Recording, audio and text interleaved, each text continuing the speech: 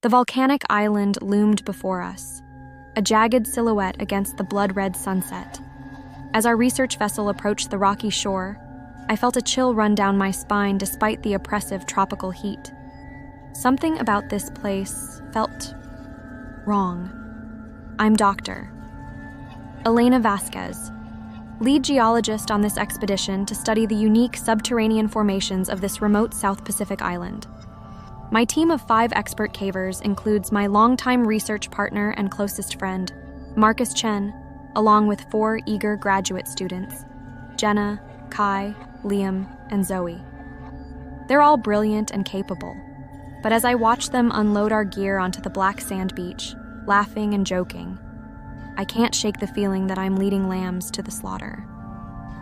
The island is eerily silent as we make camp, devoid of the usual tropical birdsong and insect chorus. Only the crash of waves and the whisper of wind through stunted, twisted trees breaks the oppressive quiet. As night falls, bringing no relief from the heat, we gather around the sputtering campfire to go over our plan one last time. Remember, I caution, my voice tight with an anxiety I can't quite place. We stick together at all times. This cave system is largely unexplored and could be unstable. No unnecessary risks. Marcus catches my eye across the flames, his usually cheerful face uncharacteristically grim. He feels it too, this creeping dread that seems to emanate from the very ground beneath our feet. As we retire to our tents, fitful sleep is punctuated by strange, distant sounds. Not the crash of waves or the rustle of wind, but something else. A rhythmic scraping like metal on stone. A high, keening wail that sets my teeth on edge.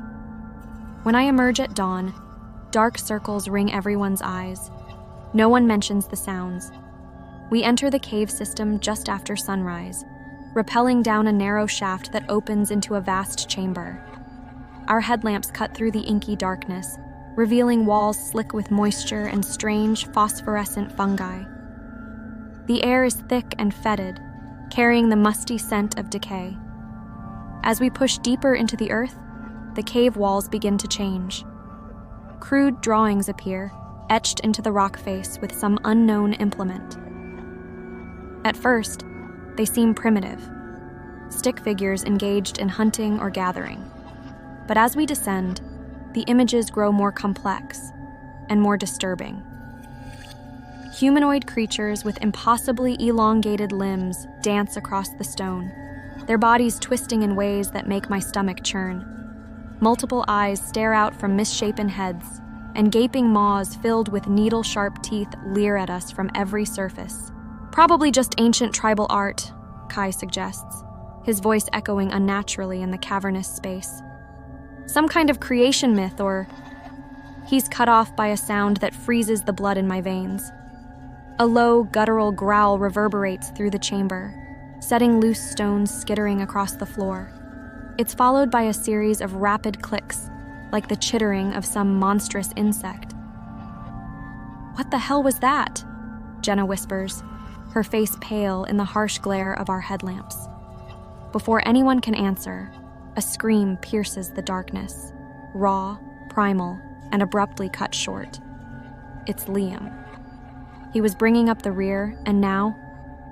I spin around, my light cutting through the gloom, searching desperately for any sign of him. All that remains is a pool of dark, viscous fluid that seems to pulse with an unnatural energy. Fragments of his climbing harness lie scattered nearby, torn and shredded as if by impossibly strong hands. Panic sets in as we huddle together, back to back, our light sweeping the cavern.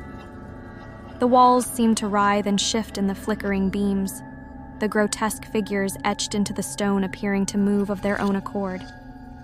"We need to get out of here," Marcus hisses, his usual calm demeanor shattered. "Now." But as we turn to retrace our steps, we find our path blocked. A massive slab of rock has shifted, sealing off the passage we came through. We're trapped. The next few hours are a blur of terror and desperation as we search for another way out. The cave system is a labyrinth, twisting and turning in ways that defy logic. And all the while, those sounds pursue us. Growls, clicks, and the occasional agonized scream that we try to convince ourselves isn't human. Zoe is the next to vanish. One moment she's beside me, and the next, gone. Only a smear of that strange, pulsating fluid remains. The air grows thick with the metallic tang of blood, and something else. A cloying alien scent that burns my nostrils and makes my head swim. As we stumble through the darkness, I begin to piece together the horrifying truth. The creatures in the drawings aren't myth or legend. They're real, and they're hunting us. My mind races, trying to make sense of it all. How could such beings exist? How long have they been down here, evolving in the pitch-black depths? The answer comes to me in a moment of terrible clarity as we enter a vast chamber filled with rusted machinery and decaying scientific equipment. This was a research facility once, hidden away on this god-forsaken island, and whatever twisted experiments they were conducting, they succeeded. I share my realization with the others, watching the horror dawn on their faces. These creatures, I explain, my voice barely above a whisper, they're the result of genetic modification. Human test subjects, altered and abandoned down here decades ago. But why? Jenna asks, her voice cracking. What could possibly justify? Her words are cut off by a blood-curdling shriek. Something launches itself from the shadows, a blur of pale, twisted limbs and gnashing teeth. I catch a glimpse of bulbous, milky eyes and skin that seems to shift and ripple in the beam of my headlamp. Kai goes down, screaming as the creature's razor-sharp claws tear into him. The sound of rending flesh and snapping bone fills the air as Marcus and I drag Jenna away, leaving Kai's agonized cries echoing behind us. We run blindly through the tunnels, our lungs burning as we gasp for air in the fetid atmosphere. The creatures are all around us now, their inhuman shrieks growing closer with each passing second. As we round a corner, I see it. A shaft of pale daylight filtering down from a narrow fissure in the cave ceiling. Our way out. But between us and freedom stands a nightmarish horde of the mutated beings. They move with unnatural grace, their elongated limbs allowing them to scuttle across walls and ceiling. Those multiple eyes swivel independently, tracking our every movement. And their mouths, dear God, their mouths. Rows upon rows of needle-sharp teeth gnash and click as they close in. Marcus pushes me toward the opening. Go, he shouts. I'll hold them off. I want to argue, to drag him with me, but I know he's right. Someone has to stay behind. As I boost Jenna up toward the fissure, I see Marcus pull out our last explosive charge, meant for clearing blocked passages, now repurposed as a weapon. Marcus, no! I scream, but it's too late. He gives me one last, sad smile before charging into the mass of writhing bodies, detonator in hand. The explosion rocks the cavern, sending stalactites crashing down. As Jenna and I claw our way to the surface, I hear the agonized shrieks of the creatures, and Marcus's final defiant yell. We emerge into the blinding sunlight, gasping and sobbing. But our ordeal isn't over. As the dust settles, I realize the horrible truth. The explosion wasn't enough. I can hear them coming, clawing their way up through the rubble. If even one of these abominations reaches the surface, humanity as we know it is doomed. They're too strong, too adaptable. They'll spread like a plague, unstoppable. I know what I have to do. Jenna, I say, my voice steady despite the terror coursing through me. Run. Get to the boat. Tell them to bomb this whole god-forsaken island into oblivion. She starts to protest, but I silence her with a look. Go. Now. As Jenna disappears into the twisted jungle, I turn back to the cave entrance. I can see pale, twisted limbs beginning to emerge from the darkness. With shaking hands, I pull out the remote detonator for our largest explosive charge, still buried deep in the main cavern.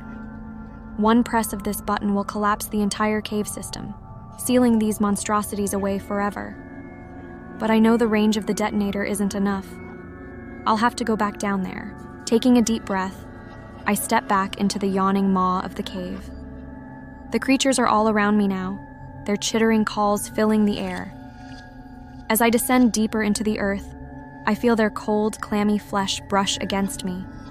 Claws rake across my back, drawing blood. I reach the main chamber just as my legs give out.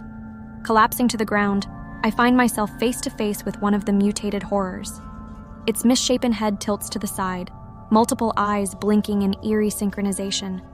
For a moment, I see a flicker of something almost human in its gaze, a spark of intelligence, of recognition.